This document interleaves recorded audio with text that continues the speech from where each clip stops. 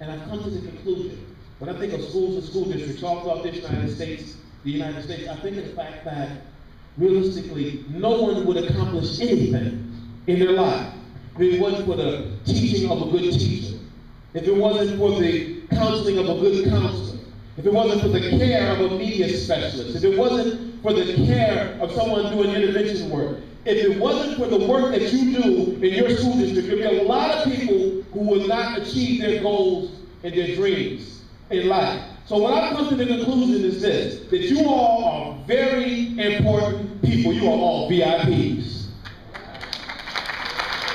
So everybody stand on your feet real quick. Stand up. I want you to find 4 or 5 people, give them a high five, a hug, whatever you want to do, and say, you are a very important person. You're a VIP. You can walk on the street like I appreciate it. You are a VIP, a very important person. Come on, let's find 3 more people telling that. You are a VIP, a very important in the mirror. Come on, everybody, like you're looking in the mirror. And I want you to say this. Like in the mirror, say this. I want everybody to say it too. I don't want anybody not, you all gonna say this. Everybody say, my God, you look good today. Oh, come on, keep looking like that. My wife is truly blessed. There's somebody in here that says, look at that. Can you believe that?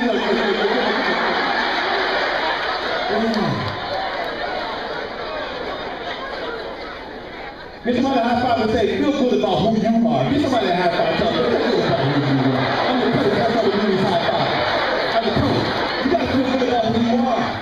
Because if you feel good about who you are, then you can walk in and give it to the kids every day. How many of you believe in the potential of our kids? That's what I'm standing here today. I'm doing this because the second core philosophy we had is this. A student with a dream is a student with a future.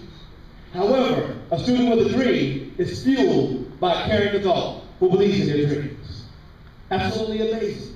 So I want to let you all know something. You're no longer educators. You're no longer teachers. You're no longer counselors. I want you to give somebody a handshake next to you and say, you a dream maker, baby. You're going to say that for right quick. You're a dream maker, baby. Are you a dream maker, baby? You're a dream maker. No, when you teaching and training and coaching and working and all the things that you do, you help these young people get the education that they can one day live their dreams. That's what you're doing. We have to also by focusing on 3 points.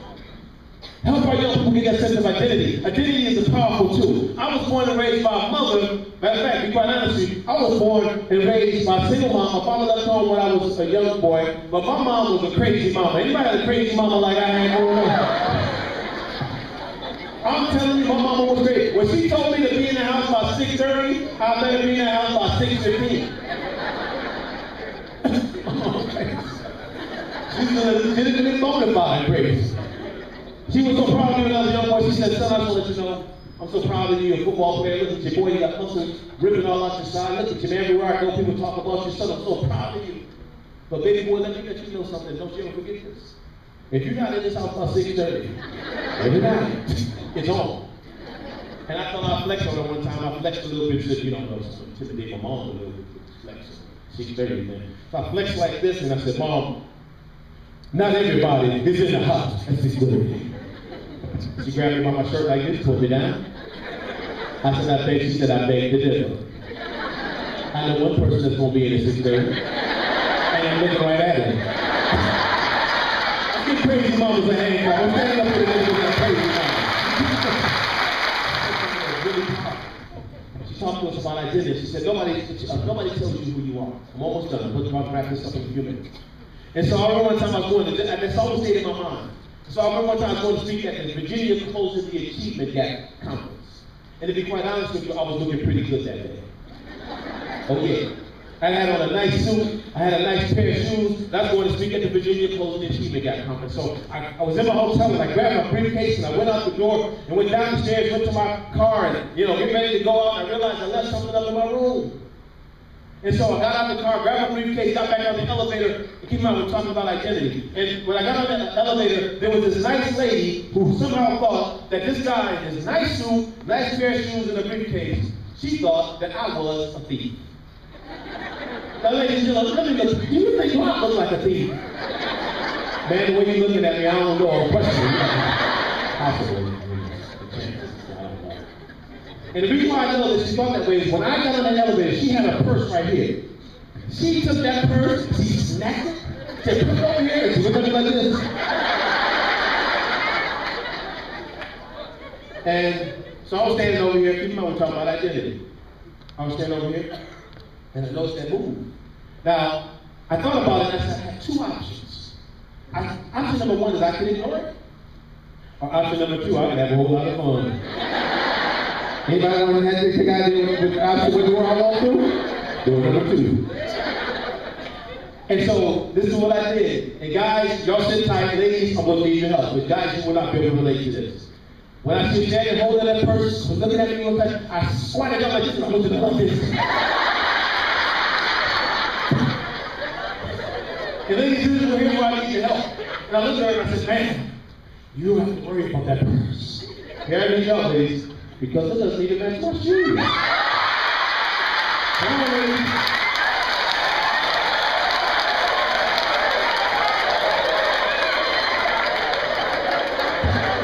The guys look at me like, oh, baby. But I did say to her, I said, now, honey, if that purse would have matched my shoes, you'd have been in a whole lot of trouble. Identity. See, that woman didn't shape my identity, my mother did. And you know what? Dr. Janet Sickey out of Canada says it's like this: if a kid doesn't have a parent at home that does it, somebody in the school that cares can. Give yourself a hand clap. You can make a difference in the life.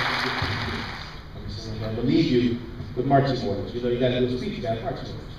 And so here's your marching orders as I get ready to go. As we rev it up for this new year and make great things happen. This story is about a golfer. Anybody play golf out there? Any golf players? Any hackers like me? I'm a hacker. In other words, we look good, but we can't play. So he got the gloves and the hat. So this hacker got up on stage, and he got up and not stage, but he kind of went on the golf course, and he went up to the first tee of the string. He had some nice gloves, some King Cobra gloves, and he had the gloves. He looked good, but he couldn't swing at all. So he was up on the first tee. He put the ball on the tee, and the problem was there was a big ant mound near where the golf tee was located. So he got up and he swung his golf club and he missed the ball, he hit the ant mound, and he killed a bunch of ants. Everybody say, oh. And so he got up one more time because he's a hacker, and he went back and he swung a minute, he missed the ball again, he hit some more ant mound, and he killed some more ants. Everybody say, oh. And so he got back up again, I said, he swung and he killed some more ants, and finally, ladies and gentlemen, there were only 2 ants left. That's it. So, the one ant looked at the other ant.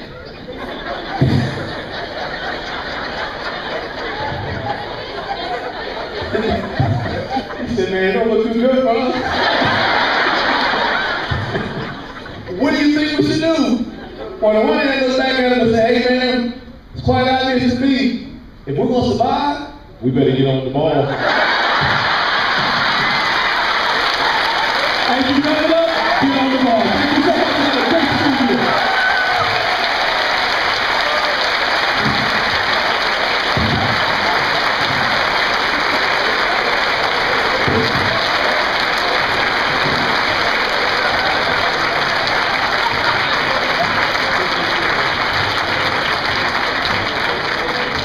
Here's going to be another hand.